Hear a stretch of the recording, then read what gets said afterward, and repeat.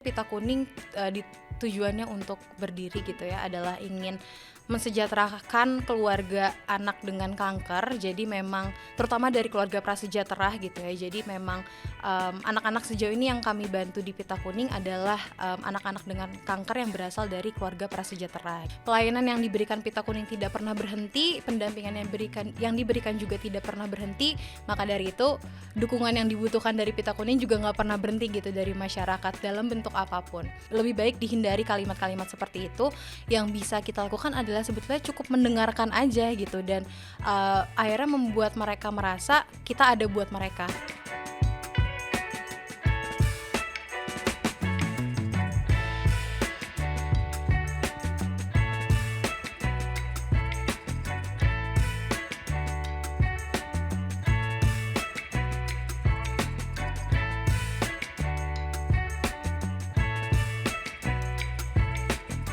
Halo sahabat anak Indonesia, ketemu lagi bareng Nia dalam program temannya yang tentunya akan hadir setiap hari Sabtu jam 7 malam.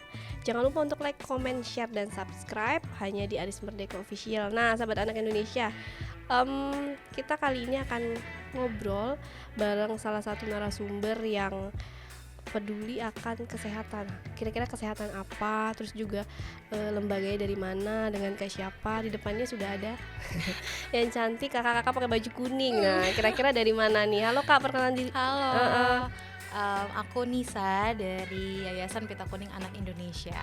Oke, sehat kak? Sehat, alhamdulillah. Kaninya juga sehat. Sehat, alhamdulillah. Oke, berarti dari Yayasan Pita Kuning Indonesia. Anak Indonesia. Pita Kuning Anak Indonesia, berarti memang concernnya khusus untuk anak-anak. Betul. Oke, nah di yayasan ini kalau Kak Nisa sendiri sebetulnya bergerak atau mengurusi bagian apa? Aku sebetulnya di Yayasan Pita Kuning Anak Indonesia ini sebagai human capital, jadi yang mengurusi seluruh kepegawaian di Pita Kuning, mulai dari hiring, terus maintaining dan retaining karyawannya juga, pelatihan untuk karyawan juga, semuanya bagian aku yang mengurusi gitu sih. Oke, sejak kapan sudah bergabung di Pita Kuning? Aku di Pita Kuning itu dari 2021 sampai saat ini masuk tahun ketiga aku berarti di Pita Kuning. Masuk tahun ketiga, pengalamannya selama bergabung di Yayasan Pita Kuning itu apa aja? Nano banget ya kayaknya, mulai dari happy-happynya dapat di Pita Kuning, sedih-sedihnya juga pasti ngerasain di Pita Kuning. Seneng kalau misalnya karena di Pita Kuning setiap tahunnya pasti ada program dan banyak program bareng anak-anak kanker yang kami dampingi gitu. Tapi ya di satu sisi juga down dan sedihnya kalau anak-anak yang kami dampingi juga kondisinya kurang stabil atau ada penurunan atau bahkan sampai meninggal dunia, ya pastinya akan jadi terdampak juga buat teman-teman yang bergerak di Pita Kuning itu sendiri. Berarti topik atau obrolan kita ini berkaitan banget sama Hari Kanker Anak Sedunia yang sebentar lagi ya. Betul. Sebentar lagi akan dirayakan bagaimana suara anak pemberani melawan kanker bersama Yayasan Pita Kuning begitu. Itu berarti akan kegiatan yang akan dilakukan dalam waktu dekat. Untuk Voice to Care ini ya, Voice to Care kebetulan sudah berjalan kemarin di hari Sabtu kemarin. Sabtu tanggal berapa tuh ya, tanggal 16 ya? 16 Februari kemarin, karena memang di bulan Februari ini kan ada 2 hari kanker gitu ya. Ada Hari Kanker Anak Sedunia dan Hari Kanker Internasional kalau nggak salah, di tanggal 4 dan 15 kemarin gitu. Nah, Voice to Care ini kerjasama dengan Periplus, di mana memang dalam 1 bulan kemarin kami membuat campaign ada Fall to Care. Jadi setiap pembelian buku anak-anak di Periplus ini juga sekian persen menjadi donasi ke Pita Kuning. Juga masyarakat bisa berdonasi lewat membuat origami gitu. Nah, acara gongnya kemarin di Sabtu itu ada beberapa anak-anak dari sekolah gitu menyumbangkan suaranya lah, menampilkan kemampuan suaranya, menyanyi, sekaligus berdonasi buat Pita Kuning juga gitu. Oke, berarti memang kegiatannya sudah jalan, jadi tinggal ini nanti kita berarti tayangnya harus dikejar nih.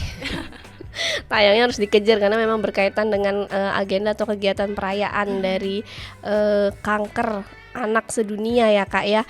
Nah, bercerita seluk beluk kak beserta pengalaman di Yayasan Pita Kuning. Nah, mungkin temannya di luar sana juga belum banyak yang tahu sebetulnya Yayasan Pita Kuning itu apa, kemudian juga berdirinya itu sejak kapan gitu. Mungkin Kak Nisa boleh jelasin. Oke, ini kayak aku akan sedikit dongeng ya. Jadi memang Pita Kuning ini bermula di tahun 2006. Pada saat itu pendiri Pita Kuning adalah Mas Panji Pragiwaksono, stand up comedian, dan juga Mas Teni Agustaf sebagai host radio pada saat itu. Mereka punya program di radio saat bulan Ramadan dan mau mengumpulkan donasi nih dari masyarakat buat anak-anak kanker di Rumah Sakit Darmais pada saat itu. Nah, tapi karena itu tahun 2006 dan awalnya semacam komunitas kecil aja bernama Community for Children with Cancer.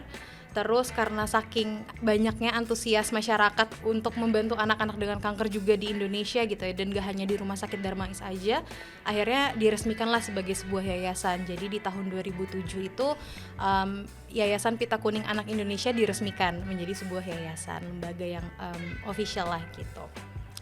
Dari 2007 seiring berjalannya waktu, kita membuka pelayanan itu di Jabodetabek aja pada saat itu, sampai akhirnya di 2021 kemarin kita memberanikan diri untuk membuka atau melebarkan sayap Pita Kuning ke beberapa daerah lainnya. Kami punya pelayanan di Yogyakarta, Bali, dan juga Medan selain Jabodetabek itu tadi gitu.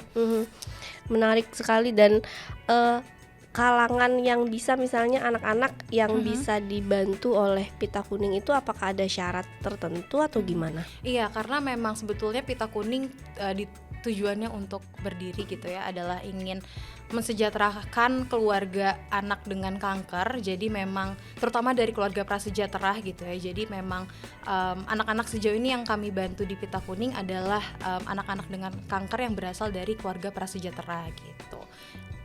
Dan program unggulannya apa aja sih Kak kalau di Pita Kuning ini? Sebetulnya program utamanya dan mungkin pelayanan utama yang diberikan Pita Kuning itu adalah pendampingan psikososial dari pekerja sosial yang memang sudah tersertifikasi gitu. Jadi memang pekerja-pekerja di Pita Kuning terutama untuk yang berhubungan dengan anak kankernya langsung itu segmented sekali, harus lulusan kesejahteraan sosial, harus tersertifikasi juga gitu, baru dia bisa apply di Pita Kuning untuk mendampingi anak dengan kanker gitu. Jadi memang mungkin yang membedakan itu dari Pita Kuning dari yayasan kanker yang lainnya, kami nggak punya rumah singgah. Jadi memang sehari-harinya pekerja sosial ini akan home visit ke rumah-rumah anak-anak yang kami bantu gitu, memantau kondisi fisiknya, kesehatannya, dan juga psikisnya baik si anak dan juga orang tuanya gitu. Karena kami nggak hanya membantu anaknya aja, tapi kami juga mendampingi keluarga yang terdampak juga lah dari penyakit ini. Gitu. Jadi memang langsung datang menjemput bola gitu ya. Betul. Ke anak-anak yang memang menjadi korban itu. Oke. Berapa banyak anak-anak yang memang sudah ditangani oleh Yayasan Pita Kuning? Kalau dari 2006 sendiri mungkin sudah ribuan kali ya, karena Pita Kuning sifatnya membership gitu sebetulnya. Kalau untuk saat ini yang aktif ada 36 anak, 23 di Jakarta, 4 di Jogja, 4 di Bali, dan 5 di Medan gitu. Kemarin kami baru ada salah satu anak yang berpulang juga di Bali melawan kankernya leukemia gitu, dan sayangnya dia harus mengakhiri perjuangannya, tapi ya setidaknya Pita Kuning berhasil membawa atau menemani anak tersebut sampai titik terakhirnya dengan semaksimal mungkin gitu. Ini kan tadi sudah banyak di beberapa daerah begitu ya Kak. Kalau memang ada yang mau ikut, itu sebenarnya tadi sistemnya member gitu. Betul. Untuk membernya itu untuk relawannya atau untuk anak-anak yang ingin bergabung? Untuk anak-anaknya sebetulnya gitu. Jadi Pita Kuning ini sistemnya membership tadi adalah setiap anak yang ingin dibantu sama Pita Kuning biasanya akan kita cari ke rumah sakit atau keluarganya yang akan datang ke Pita Kuning gitu ya. Nah, dari laporan yang masuk ini akan kami assessment dulu nih dari pekerja sosialnya terkait kebutuhannya seperti apa, kondisi keluarganya seperti apa, kondisi medisnya juga seperti apa gitu. Nanti ada beberapa kriteria seperti yang tadi aku sampaikan, karena memang Pita Kuning fokusnya ke keluarga prasejahtera gitu ya. Jadi memang cukup banyak assessmentnya, mulai dari pekerjaan orang tuanya juga kami cari tahu gitu, tempat tinggalnya juga kami cari tahu, karena sekalinya Pita Kuning bantu anak ini dan keluarganya, anak dan keluarganya ini akan terus-terusan Pita Kuning bantu sampai mereka berumur 18 tahun, sampai sudah tidak menjadi anak-anak lagi atau sudah dinyatakan sembuh secara medis dari kankernya gitu. Selama 2 kemungkinan itu belum terjadi, ya akan kami support terus gitu. Banyak support dari Pita Kuning selain dari pendampingan psikososial tadi oleh pekerja sosial gitu ya. Ada financial assistance juga pastinya terkait pengobatan, BPJS kami bayarkan semuanya, obat-obatan yang tidak ditanggung BPJS juga kami cover, mulai dari transportasi, tempat tinggal, sekolah untuk anaknya, nutrisi untuk pemenuhan gizi anaknya setiap bulannya juga Pita Kuning provide gitu. Jadinya banyak pertimbangannya untuk menerima satu anak ataupun keluarga untuk masuk ke Pita Kuning gitu ya, perlu melalui beberapa proses dulu gitu. Untuk tepat sasaran gitu ya, betul. lebih tepatnya Tepat gitu. sasaran. Iya. Nah, kalau misalnya temannya di luar sana ada yang ingin ikut membantu juga gitu, ada program donasi kah memang yang dibuat oleh Pita Kuning sendiri, atau juga mungkin ada teman-teman yang pingin nih ikut jadi relawannya dari Pita Kuning. Nah, apakah kedua program itu jalan bareng dan syaratnya gimana sih kalau mau ikut gabung? Kalau donasi nggak ada syarat ya kayaknya. Pastinya juga kami di Pita Kuning setiap harinya terbuka sekali untuk berbagai macam donasi gitu.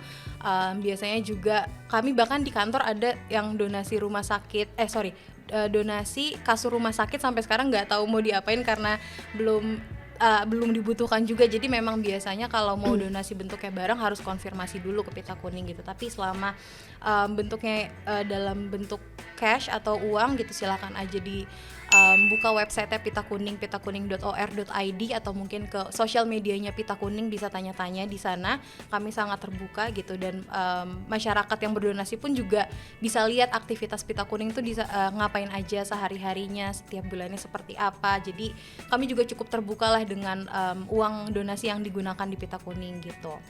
Nah, kalau untuk kerelawanan sendiri agak cukup unik kayaknya di Pita Kuning gitu, karena berinteraksi dengan anak dengan kanker dan juga keluarganya tuh ternyata butuh ilmunya. Ada hal-hal yang tidak boleh dikatakan, tidak boleh dilakukan gitu, dan ini aku juga cukup belajar banyak dari teman-teman pekerja sosial gitu ya. Makanya untuk keikutsertaan relawan tuh agak cukup ketat gitu di Pita Kuning. Sekarang kami punya Yellow Academy namanya, semacam sekolah untuk relawan. Jadi teman-teman yang ingin menjadi relawan di Pita Kuning bisa ikut program ini dulu, Yellow Academy dulu, mengikuti beberapa kelas. Ada kelas terkait pendampingan pada anak dengan kanker itu sendiri, tentang Pita Kuning itu sendiri, tentang kanker pada anak secara medisnya juga. Setidaknya udah ada base knowledge-nya nih untuk berinteraksi seperti apa, untuk bersikap seperti apa di depan mereka gitu. Nanti setelah mereka lulus dari Yellow Academy ini bisa ikut beberapa aktivitas yang Pita Kuning lakukan juga gitu.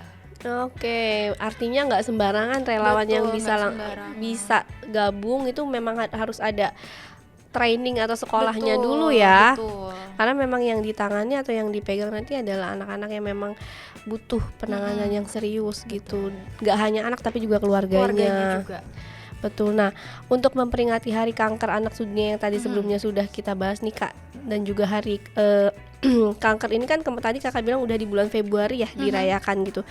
Kalau melihat kondisi di Indonesia sekarang ini dengan jumlah penderita kankernya, nah menurut Kanisa sendiri khususnya anak-anak itu kasusnya paling banyak apa, kemudian penderitanya biasanya karena apa juga gitu? Iya, kalau untuk kanker pada anak sendiri sebetulnya kayaknya setiap tahun pasti ribuan ya kasus barunya, dan sayangnya belum banyak dokter onkologi anak yang ada di Indonesia gitu. Jadi memang cuma beberapa rumah sakit aja. Salah satunya kenapa Pita Kuning memilih untuk membuka pelayanannya di 3 daerah tersebut, karena ada rumah sakit yang memang menjadi rujukan besar untuk kanker pada anak gitu, dan ada dokter onkologi anaknya di sana. Sayangnya itu dokter onkologi anak masih sedikit, dan memang untuk kanker pada anak sendiri itu sampai sekarang secara medis pun belum diketahui penyebab pastinya dari mana gitu kan, atau dari apa. Kalau untuk dewasa kayaknya kan kalau nggak mau kanker paru-paru ya jangan ngerokok, kalau nggak mau yang pokoknya biasanya dari gaya hidup ya, dari lifestyle gitu. Tapi kalau kanker anak sayangnya dokter pun juga belum bisa menitik beratkan setiap kasusnya tuh penyebabnya apa gitu. Jadinya ya memang takdir bisa dibilang gitu ya, memang akhirnya orang-orang yang terpilih aja gitu. Itu sih mungkin paling banyak memang di anak itu adalah leukemia atau kanker darah gitu, dan nggak banyak juga yang ada beberapa dari yang pita kuning damping itu akhirnya harus relapse atau mengulangi proses semua kemoterapinya lagi, tapi ada juga yang udah berhasil di tahap remisi atau maintenance aja, dan maintenance aja pun juga itu harus 5 tahun sendiri gitu. Jadi memang kanker tuh perjalanan yang panjang banget dan butuh support dari segi manapun di masyarakat lah. Oke, nah Kak, itu ada nggak dari yang selama ini menangani kasus anak-anak yang mengalami kanker ini, sepengalamannya Kak Nisa, ada nggak misalnya yang memang karena gaya hidup orang tuanya dulu, ataukah karena misalnya ketidaktahuan orang tuanya dulu sebelum menikah, persiapan dan lain-lain, mungkin ini juga bisa jadi manfaat banget buat temannya di luar sana. Iya. Sebetulnya setiap kasus pun dokter kayaknya tidak berani menyebutkan alasannya seperti apa, karena mungkin takut orang tuanya merasa bersalah juga atau seperti apa gitu ya. Tapi yang biasanya disosialisasikan kepada masyarakat adalah deteksi dini untuk kankernya, karena memang setiap tubuh manusia itu memang pasti punya sel kanker, cuma tinggal kapan ke-trigger, kapan bangunnya aja gitu kan. Halnya bisa macam-macam, bisa cuma karena kepentok, bisa cuma karena jatuh gitu. Jadi memang deteksi dini sih yang diperlukan, pengetahuan untuk deteksi dini ini, kesadaran buat dari orang tua juga. Karena apalagi leukemia, gejalanya tuh kayak orang masuk angin aja, cuma lemes, muntah-muntah atau demam tinggi gitu. Kadang-kadang kan orang juga mikirnya ya dikasih obat nanti juga mungkin hilang gitu, nanti mungkin sembuh sendiri gitu. Tapi ternyata saat dicek yang mungkin udah parah banget, akhirnya baru dicek ke dokter, ternyata sudah ada gejala-gejala kanker atau sel yang ganas seperti itu. Jadi memang itu sih pentingnya deteksi dini dari orang tua kepada anak-anaknya juga gitu. Oke, berarti selain melakukan misalnya pendampingan terhadap anak-anak ini, apakah Yayasan Pita Kuning juga melakukan sosialisasi tadi? Betul, Pita Kuning nggak hanya mendampingi anak dan keluarganya aja, tapi juga kita mencoba untuk membuat support system di lingkungan si anak dan keluarga ini, kayak mulai dari tempat tinggal mereka. Contohnya di Medan, saat kami pertama kali buka pelayanan di Medan tuh stigma masyarakat di Medan pada saat itu di lingkungan tempat tinggal anak yang kami dampingi, kanker itu masih menular gitu. Jadinya mau nggak mau akhirnya pekerja sosial kami dan beberapa tim Pita Kuning melakukan sosialisasi yang cukup besar kepada RT RW-nya, kelurahannya juga gitu, untuk memberikan informasi, memberikan edukasi juga terkait kanker ini seperti apa, pengobatannya seperti apa, supaya tidak salah stigma dan juga masyarakat di sana bisa mendukung proses pengobatan dan penyembuhan anak yang kami dampingi juga gitu. Selain ke tempat tinggal, kami juga sosialisasi ke sekolah biasanya untuk guru-gurunya, kepala sekolahnya, sehingga biasanya kan bullying pastilah tetap terjadi gitu ya di kalangan anak-anak ini. Jadi setidaknya dari guru dan juga pihak sekolahnya bisa memitigasi hal-hal tersebut gitu. Berarti melakukan sosialisasi juga ya. Tidak hanya melakukan pendampingan aja tapi sosialisasi. Nah, itu biasanya juga dilakukan oleh relawan tadi atau memang orang-orang terpilih atau seperti apa, Kak? Kalau ke pihak sekolah biasanya dari teman-teman tim Pita Kuning internal gitu. Tapi kalau untuk ke masyarakat luas kayak tempat tinggal atau mungkin masyarakat awam aja, itu teman-teman relawan sebelumnya juga sudah pernah melakukan gitu. Kayak waktu itu Mas Panji Pragiwaksono, founder kami, itu melakukan tour stand up komedinya di seluruh Indonesia gitu ya. Pita Kuning mengikuti tuh di beberapa daerah, kami buka booth, kami juga melakukan edukasi dan sosialisasi dengan cara yang fun lah gitu di sana dengan pengunjung-pengunjung yang ada di sana gitu. Jadi mungkin orang kalau diedukasi atau disosialisasikan tentang kanker pasti akan bosen gitu ya. Jadi dari Pita Kuning pun juga mencari cara untuk gimana caranya topik kanker ini tuh nggak jadi membosankan untuk masyarakat luas gitu. Iya betul, jadi dianggap juga sebagai sesuatu yang penting ya. Betul. Nah, kalau antusiasme masyarakatnya sendiri gimana dalam berdonasi atau membagikan sebagian ya rezekinya gitu ya untuk ya nggak hanya misalnya tadi kan kalau uang ya kita kapanpun boleh, itu gimana antusiasme masyarakat? Surprisingly, aku juga cukup amazed sama masyarakat di Indonesia karena ternyata ya mungkin itu ya, masyarakat Indonesia terkenal sangat peduli gitu Gotong royong. sangat gotong royong. Jadi alhamdulillahnya juga masih banyak yang ingin membantu gitu, walaupun kalau misalnya mereka nggak bisa membantu lewat uang atau donasi secara uang, biasanya mereka akan menawarkan diri untuk tenaganya bisa digunakan untuk aktivitas bareng anak-anaknya gitu, atau misalnya juga bahkan kalau misalnya teman-teman yang suka nonton YouTube, mereka juga bisa donasi dengan nonton YouTube-nya Pita Kuning aja tanpa ngelewatin iklannya gitu. AdSense-nya akan masuk jadi donasi ke Pita Kuning juga gitu. Jadi sebetulnya sekarang supportnya tuh udah banyak banget sih caranya gitu. Dari berbagai macam ya, Betul. nggak hanya. Nah, tadi sebetulnya yang relawan kan tadi sempat kita singgung di depan, nggak sembarangan dan harus melalui dari Yellow Academy tadi. Nah, sebetulnya dari Yayasan Pita Kuning itu sendiri, adakah misalnya batch pertama, kedua, ketiga gitu, atau dibuka terus-terusan, atau gimana tuh prosesnya? Kalau misalnya benar-benar ada yang pengen ikutan dan tadi masuk ke Yellow Academy tadi gimana? Iya, Yellow Academy sejauh ini kita buka terus-terusan gitu. Jadi saat dia mengikuti kelas di Yellow Academy, saat sudah menyelesaikan course-nya dan berhasil, mereka bisa melakukan beberapa aktivitas. Mereka bisa ikut kegiatan atau program yang dilakukan sama Pita Kuning, atau mereka bisa bikin program aksi sosial sendiri yang berhubungan dengan kanker gitu, atau yang berhubungan dengan kesehatan pada anak gitu di daerah mereka masing-masing. Jadi saat mereka sudah menyelesaikan kelas-kelas itu, bisa aja tuh ikut, misalnya tim Pita Kuning lagi ada yang merayakan ulang tahun salah satu anak yang didampingi gitu. Mereka bisa ikutan datang, ikutan meramaikan perayaan ulang tahunnya juga, mempersiapkan segala macam gitu. Atau mereka di daerah mereka mau bikin gerakan sosial, entah itu donor darah misalnya, untuk disumbangkan karena anak-anak kanker juga seringkali membutuhkan donor darah yang cukup banyak gitu ya. Itu juga bisa dilakukan sama teman-teman relawan yang memang sudah lulus dan mengikuti Yellow Academy ini gitu. Jadi memang banyak sih aktivitasnya teman-teman relawan yang bisa dilakukan. Kalau di beberapa daerah yang misalnya nggak ada Yayasan Pita Kuningnya, itu cara kerjanya gimana teman-teman relawan? Ada relawannya juga atau Iya, hanya rencananya di Jakarta? kedepannya ada akan di handle sama tim dari Pita Kuning juga, dari community engagement-nya pastinya. Jadi entah mereka mau bikin proyek sosial di daerah mereka sendiri yang tidak ada Pita Kuningnya, mungkin pastinya akhirnya jadi sekedar sosialisasi gitu ya, yang mungkin akhirnya tidak bisa berhubungan dengan anak-anaknya secara langsung gitu, tapi bisa membantu mengedukasi, mensosialisasikan kegiatan di Pita Kuning di daerah-daerah yang lain tuh seperti apa gitu sih. Oke, nah di sini Yayasan Pita Kuning itu ternyata sudah ada sejak tahun 2007 dan telah menjadi yayasan sosial yang peduli terhadap kondisi anak penderita kanker.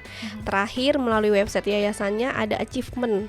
Waduh, Yayasan berat. yang berhasil membuka peluang kemitraan internasional dengan Malaysia. Itu harapan kedepannya gimana? Harapan kedepannya yang pasti ya, kemarin memang sempat beberapa di awal tahun kemarin Pita Kuning melakukan studi banding juga gitu ya ke NGO kanker di luar negeri, salah satunya Malaysia dan juga Singapura, dan belajar banyak hal lah di sana. Harapan kedepannya nggak hanya Malaysia dan Singapura aja, tapi Pita Kuning juga bisa belajar dan berkoneksi lebih luas lagi, terutama mungkin di negara ASEAN gitu ya. Dan harapannya bisa menjadi pelopor juga, menjadi pelopor ruang diskusi atau forum gitu untuk NGO kanker di ASEAN juga, untuk bisa sama-sama sharing kesulitannya dan apa kebaikan dari masing-masing negara yang bisa diambil gitu sih. Kalau antusiasme netizen atau masyarakat sendiri ramai di sosial media, misalnya di Instagram? Di Instagram cukup rame karena itu tadi ya, mungkin salah satu faktornya adalah founder kita juga public figure. Jadi biasanya fans public figure ini yang mungkin tadinya nggak tertarik dengan kanker, tapi idola mereka punya yayasan kanker, akhirnya mau nggak mau sedikit tahu nih tentang Pita Kuning itu apa, dan saat udah tahu akhirnya jadi tercemplung yang cukup dalam juga gitu, dan tertarik lebih dalam lagi sama Pita Kuning gitu. Makanya kami juga ingin mencapai pasar masyarakat yang seluas-luasnya lah, yang mungkin dia sukanya main bola. Pita Kuning punya program Sport for Hope namanya, kita bisa main bola bareng, mereka bayar sekian rupiah tuh udah jadi donasi ke Pita Kuning juga gitu. Jadi Pita Kuning mencoba banyak cara lah untuk menggapai masyarakat dengan berbagai macam interestnya gitu ya. Artinya banyak banget program yang memang dibuat ya sama Pita Kuning. Betul. Nah, kalau untuk project di 2024 ini akan seperti apa? Kira-kira mungkin bisa di-spill sedikit. Spill. Iya, di 2024 ini harapannya Pita Kuning gak hanya bisa membantu anak-anak yang tadi mungkin membership tadi yang sudah di Pita Kuning, tapi juga bisa membantu anak-anak dengan kanker lebih luas lagi, yang mungkin memang mungkin nggak bisa membantu secara penuh, tapi setidaknya bisa mengisi lah kekosongan peran-peran masyarakat gitu ya, di anak-anak dan juga keluarga dengan kanker ini. Kami punya Yellow Academy, jadi dari situ teman-teman relawan juga bisa berkontribusi banyak hal, banyak yang bisa dilakukan dari Yellow Academy ini. Kami juga punya program mulai dari keluarga namanya, itu bagian dari Yellow Academy juga, di mana penerima manfaatnya mungkin bukan directly ke pasien kankernya, tapi ke orang tua gitu. Jadi orang tua mungkin tidak sadar dari habit mereka, gaya hidup mereka merokok atau seperti apa, itu bisa mempengaruhi kepada anaknya juga gitu. Apalagi kita nggak tahu nih anak-anak ini trigger sel kankernya bisa dari mana aja gitu. Jadi itu dia pentingnya gaya hidup orang tua juga, parenting dari orang tua juga. Kita mencoba sosialisasi juga di sana. Kemudian di Bali kami juga rencananya mau ada Bali Serenity Center, di mana kami membuka support group untuk pasien kanker, baik anak maupun dewasa, juga untuk caregivernya gitu. Kalau Kanisa sendiri, karena sudah cukup lama ya bergabung di Yayasan Pita Kuning, apa pengalaman yang paling menarik atau berkesan yang sampai hari ini masih ingat atau sering kebayang gitu, apa kira-kira? Aku senengnya dan kenapa mungkin masih bertahan di Pita Kuning sampai saat ini adalah karena bond yang aku punya atau aku bentuk dengan anak-anak kanker di Pita Kuning gitu. Kami menyebutnya APK, anak Pita Kuning, karena biasanya padahal aku ketemu sesekali aja kalau lagi ada program ngumpul rame-rame gitu ya. Tapi dari situ kedekatan dan keterikatannya tuh dekat banget gitu, apalagi anak-anak yang cewek-cewek gitu, bisa aku ajak main, bahkan ada yang bikinin aku gelang, bikinin aku cincin gitu, bahkan jadi setiap ketemu ada yang jadi temen curhat aku, mereka curhat tentang kegiatan di sekolahnya seperti apa gitu, aku juga jadi dengerin drama-drama anak sekolahan gimana gitu. Jadinya bonding itu sih yang aku seneng banget aku bisa dapetin tuh kayaknya di Pita Kuning aja gitu. Kalau tantangannya sendiri apa? Tantangannya pastinya kayaknya tantangannya lebih mentally sih, karena kondisi anak-anak dengan kanker ini benar-benar unstable sekali. Kadang-kadang kita baru ketemu anaknya baik-baik aja, sehat-sehat aja, di minggu selanjutnya saat mereka kontrol ke rumah sakit ternyata sel kankernya menambah, akhirnya mulai dari situ drop terus, dan mungkin akhirnya sampai meninggal dunia gitu. Jadi kadang-kadang suka masih nggak percaya gitu kalau ada anak yang meninggal dunia, anggapannya mungkin seperti masih ada, cuma memang jarang ketemu aja gitu. Tapi saat berkunjung langsung ke rumah orang tuanya atau ke makamnya, akhirnya baru kerasa di situ gitu, bahwa ya yang kemarin aku temuin tuh anaknya udah nggak ada ternyata gitu. Jadi memang banyak tim-tim di Pita Kuning pun juga, walaupun nggak setiap harinya bertemu dengan anak-anak secara langsung, tapi karena mereka cukup kenal dari konten-konten juga, dari aktivitas-aktivitas juga, akhirnya pasti terbangun keterikatan juga di sana. Jadi mungkin beratnya di sana sih challenge-nya.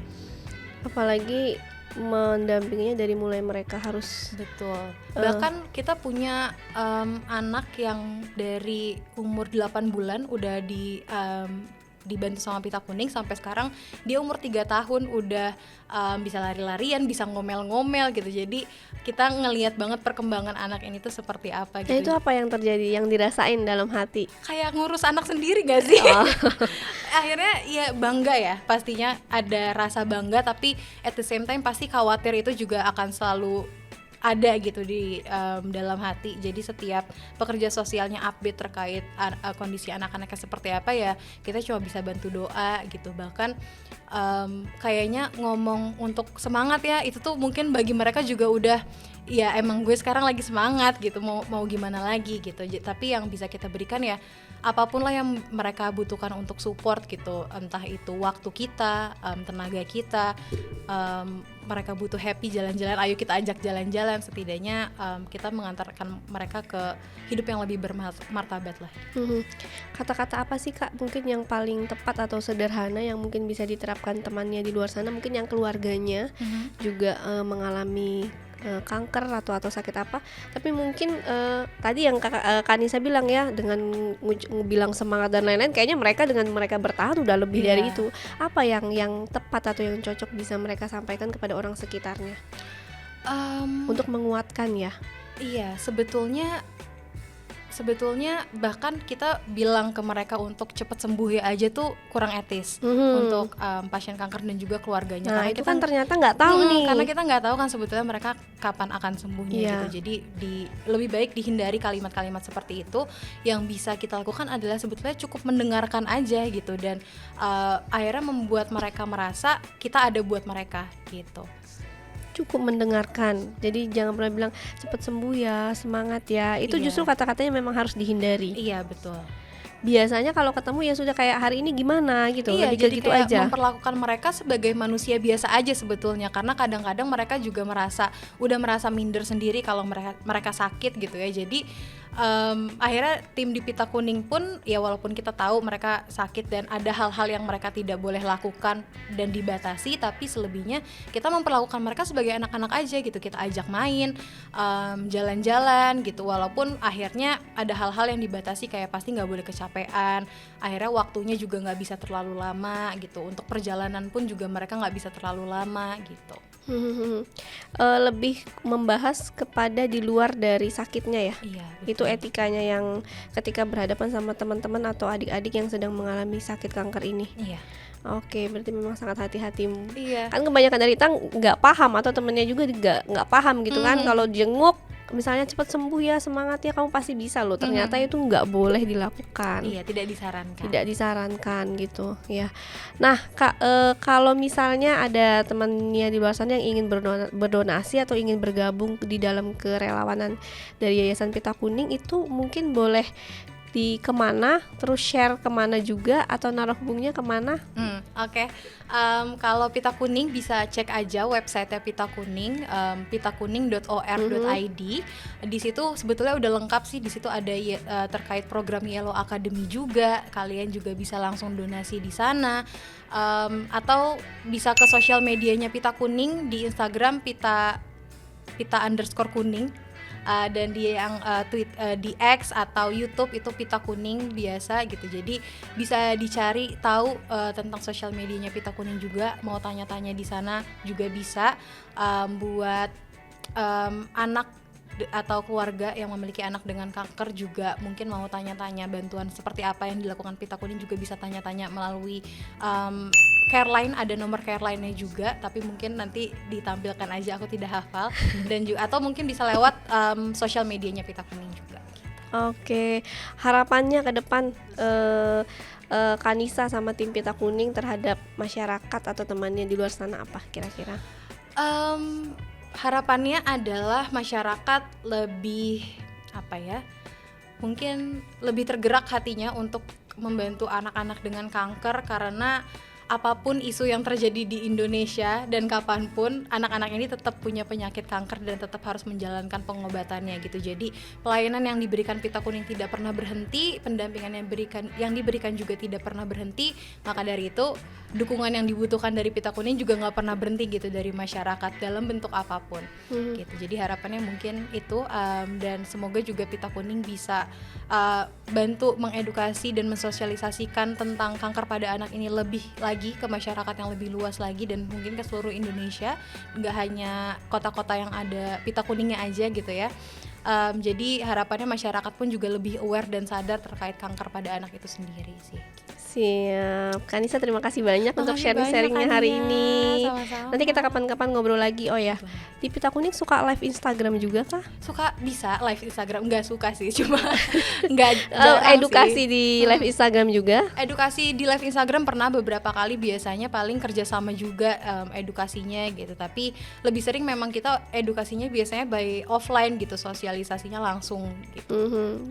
Oke, pokoknya kita senang banget kehadiran Kanisa dan Terima Yayasan kasih Pita sudah Kuning. mengundang Pita Kuning juga. Sehat-sehat Kanisa, nanti kapan-kapan kita ngobrol lagi. Boleh Semoga juga nanti kapan-kapan bisa ikut acaranya bareng ya. Boleh banget. Kita bisa sharing-sharing. Boleh banget. Nah, itu tadi temannya, ngobrolnya seru bareng Kak Nisa. Semoga ini jadi apa ya?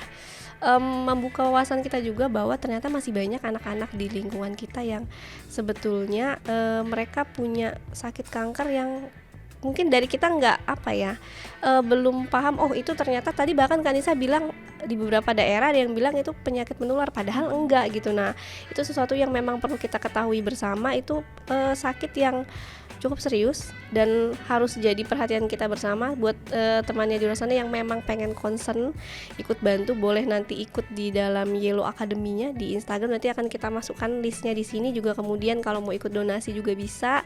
Terus juga subscribe di link YouTube-nya. Pokoknya ikuti semua media sosialnya. Itu juga salah satu yang kita bisa lakukan untuk berkontribusi terhadap masa depan atau anak-anak generasi kita dalam menyiapkan generasi emas di 2045. Saya Nia undur diri. Salam anak Indonesia. Dadah.